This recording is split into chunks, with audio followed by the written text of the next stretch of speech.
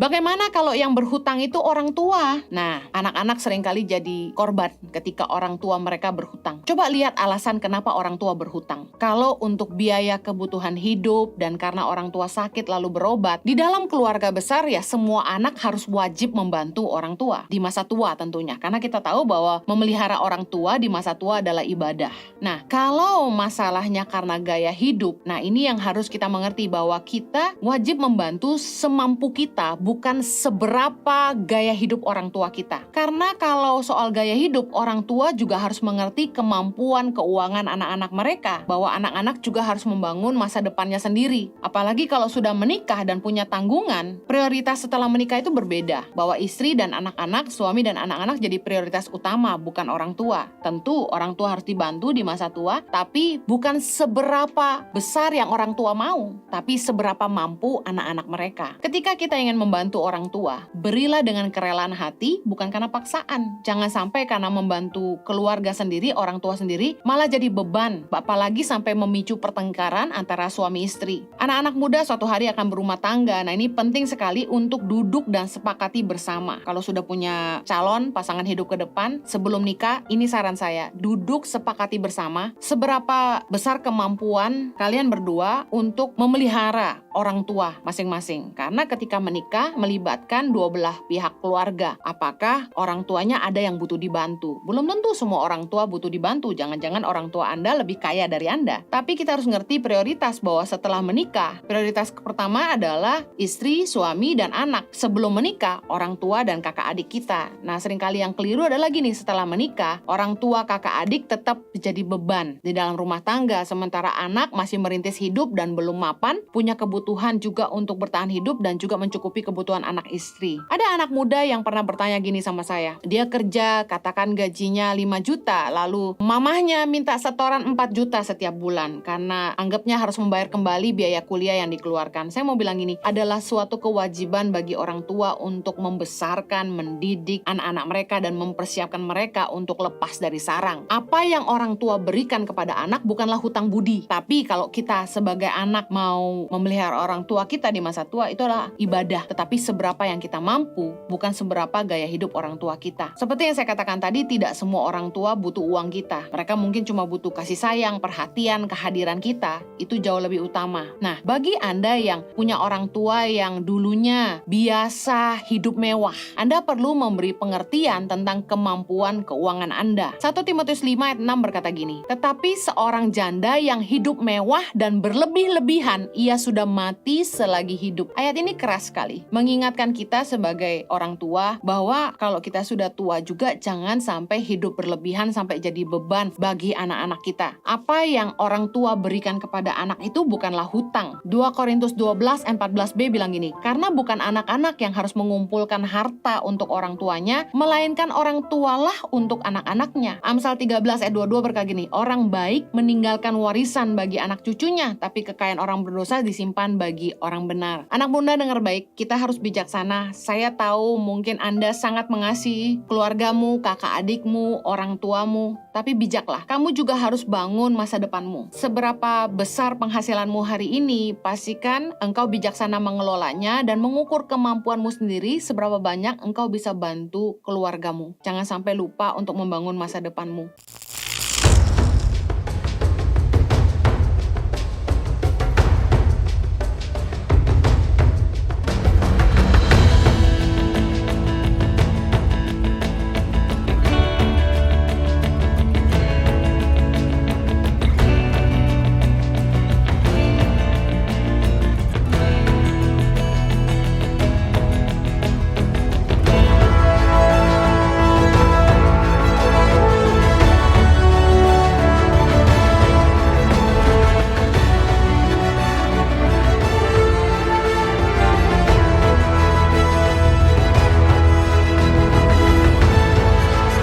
Cerita anak pedalaman dalam meraih mimpi dan mengejar cita-cita bersama Tangan Pengharapan.